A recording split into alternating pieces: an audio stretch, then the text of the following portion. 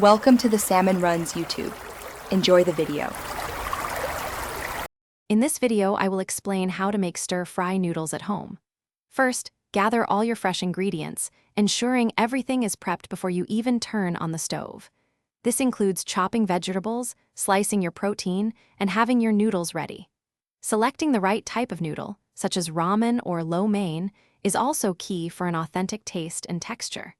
This preparation step makes the actual cooking process much smoother and faster. Next, let's create the heart of your stir-fry, the sauce. In a bowl, combine about 1/4 cup of soy sauce, 2 tablespoons of oyster sauce, and 1 teaspoon of sesame oil. For a balanced flavor, add a pinch of sugar and a splash of rice vinegar. Whisk these ingredients thoroughly until they are completely blended.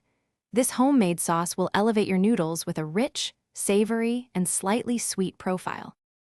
Now it's time to cook. Heat a large pan or wok over medium-high heat.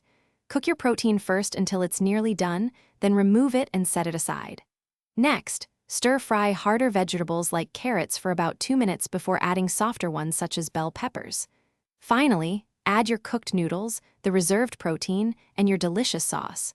Toss everything together quickly to combine all the flavors.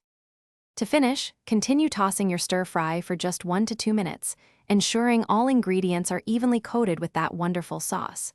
You want the noodles to be hot and the sauce to slightly thicken, clinging to everything. Once it's perfectly heated through, transfer your stir-fry noodles to serving bowls. For an extra touch, garnish with fresh chopped green onions or a sprinkle of toasted sesame seeds. Enjoy your homemade creation.